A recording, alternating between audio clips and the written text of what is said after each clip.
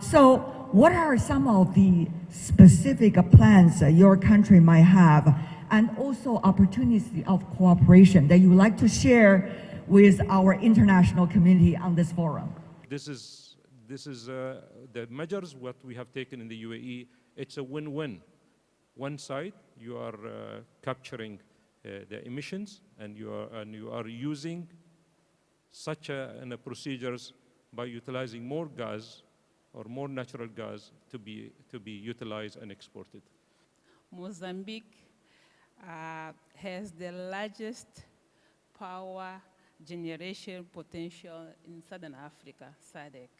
But as a developing country, as Mozambique, we really need to work together with our neighboring country. We need to work together with all the international community to attain our targets.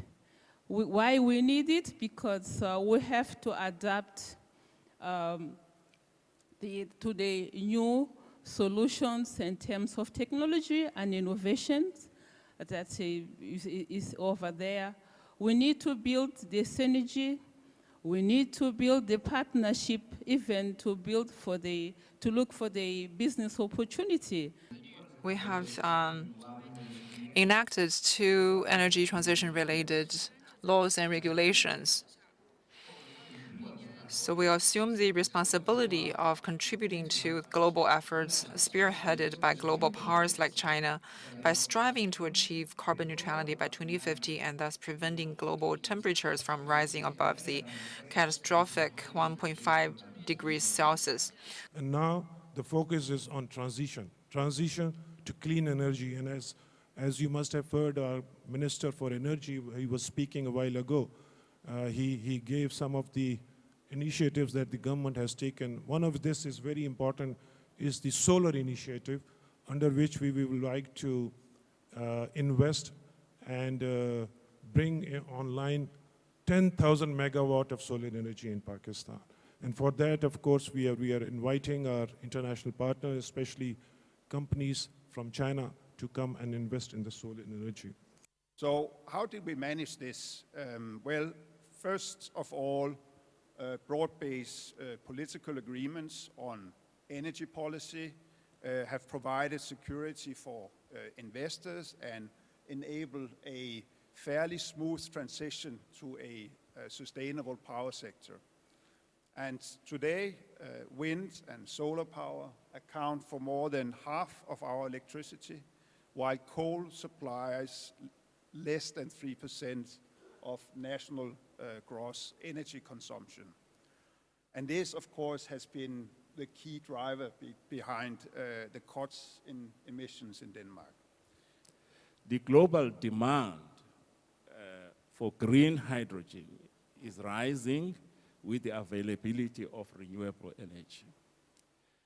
And the demand of green hydrogen-based products, such as green ammonia and synthetic jet fuels, is also significantly rising.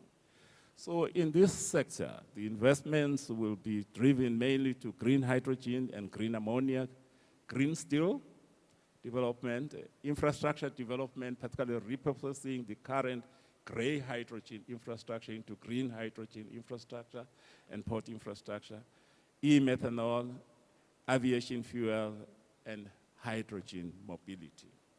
So this kind of conscience has to be strong in all countries in the world, yes, but it has to be even more strong in the developed countries because their responsibility is higher than us, because they have contaminated the planet more than any other of the developing countries in the past.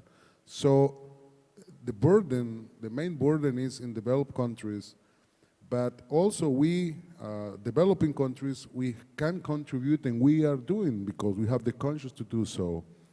I really want to congratulate China, because China's the leader and leading the developing countries, which is a model for many of us, you know, because you're leading this transition too in many ways, and and I have high respect for technologies that you are developing in recent years, and how you are moving towards new kind of mobility, for example.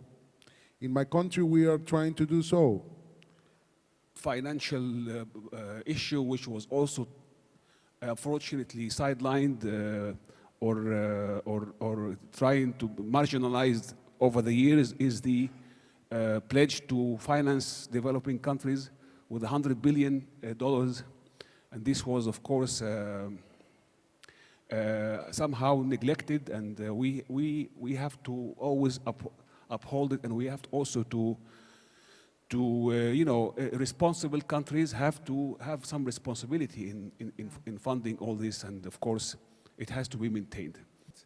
Energy transition is absolutely essential to accrue our resilience against price volatility of the energy markets, and also to ensure our energy security.